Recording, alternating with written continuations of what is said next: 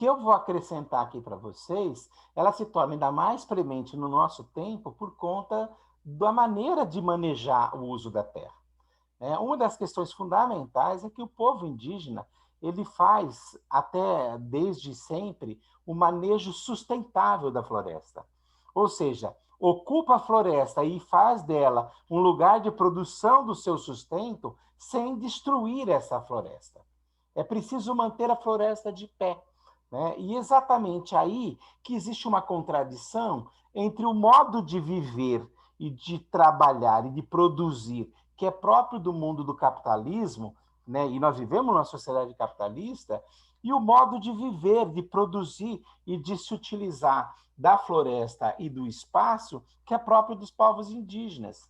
E aí você tem um conflito fundamental entre essas duas formas de manejo, entre essas duas maneiras de ocupar a terra.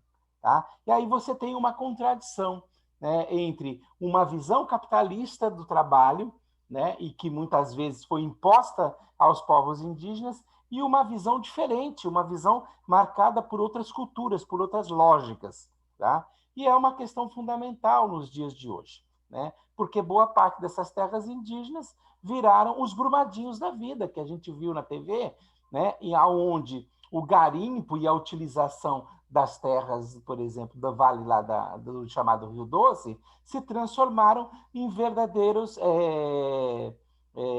rios de lama, né, aonde já não é possível mais nem a sociedade brasileira se organizar para conviver naquela região. Então, essa disputa entre esses dois modos de ver e de se utilizar a natureza, ela está na origem das chamadas guerras da conquista, né? Quando os capitalistas vêm para o Brasil e impõem essa forma de trabalho que é própria dela. Então, vou pôr aqui um último vídeo que fala por que, então, a gente vai ter guerras de conquista, né? Por que vai ter uma contradição tão grande entre esses dois modos de ver?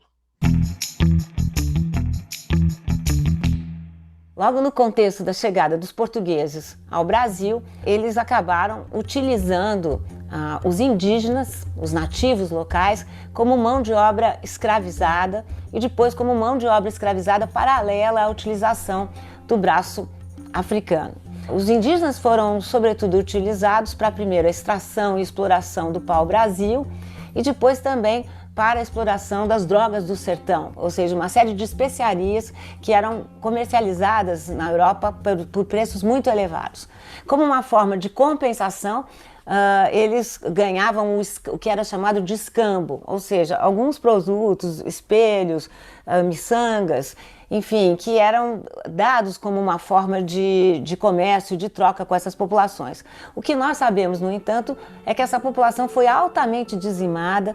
Os números falam de 75% das populações da costa do Brasil foram dizimadas por conta do trabalho escravizado e também pela guerra biológica que existia. Os indígenas faleciam por resfriado, por gripe, por problemas e doenças que não existiam nas Américas e que vinham também dos navios que chegavam cheios de colonizadores europeus. A partir do século XIX, sobretudo, a questão indígena ficou menos voltada ao tema da mão de obra, uma vez que desde o século XVII a igreja tentou impedir a escravização de indígenas, mas o problema ficou todo em volta da questão da terra, ou seja, das terras ocupadas por indígenas que foram sistematicamente desrespeitados nesses seus direitos. No final do século XIX, por exemplo, ocorre um grande conflito porque a estrada de ferro noroeste do Brasil teria que passar por território caingangue. Eu falo aqui teria que passar porque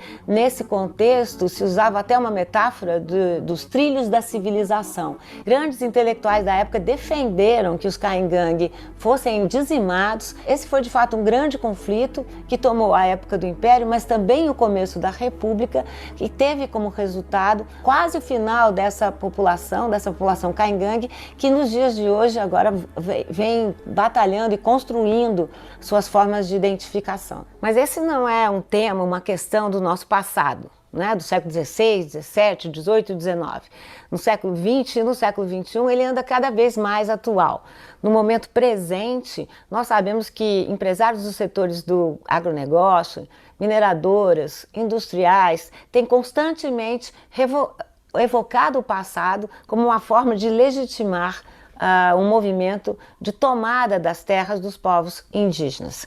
Eu vou ler alguns dados aqui para vocês. A despeito das terras indígenas serem garantidas pela nossa Constituição, no capítulo 8º do título 8º, segundo o Conselho Indigenista Missionário, o CIMI, pelo menos 68 indígenas são assassinados todo ano no nosso país, e sempre em conflitos, guerras ligadas à questão da terra.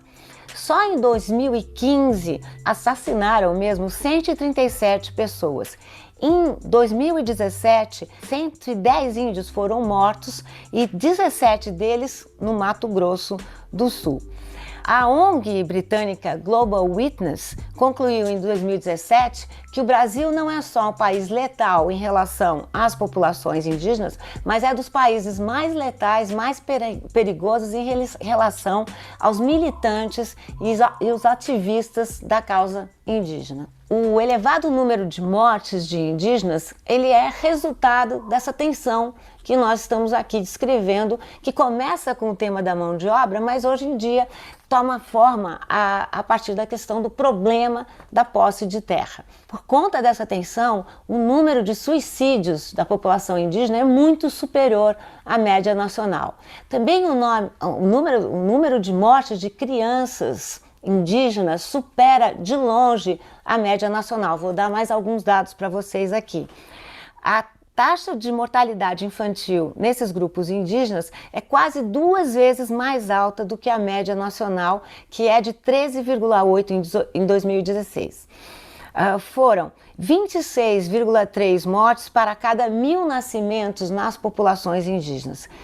E o relatório do CIMI destaca as causas da mortalidade, que são diarreia, desnutrição e outros problemas que nós poderíamos evitar se tivéssemos uma melhor distribuição da assistência de saúde para essas populações também. Essa é, sem dúvida, a guerra mais longa que o Brasil enfrenta no seu próprio território e com a sua população. As formas, as maneiras podem até mudar no decorrer desses tantos séculos. No entanto, o alvo continua o mesmo. Trata-se, de alguma maneira, de descaracterizar e de não justificar a existência desses grupos, dessas minorias que fazem parte fundamental e crucial da cidadania no Brasil.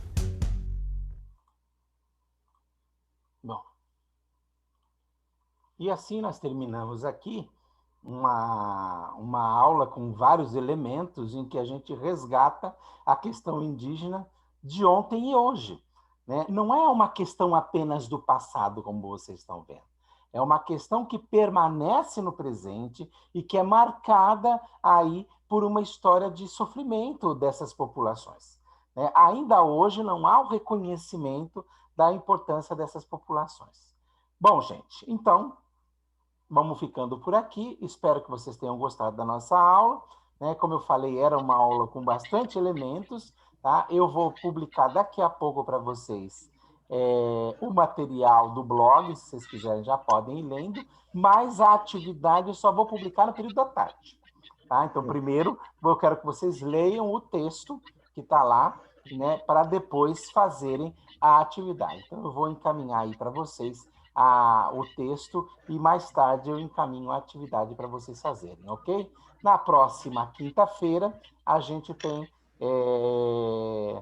aula sobre esse assunto também às 9 horas, onde a gente vai então fazer a correção das atividades que vocês farão, ok? Beijão, até a próxima aula.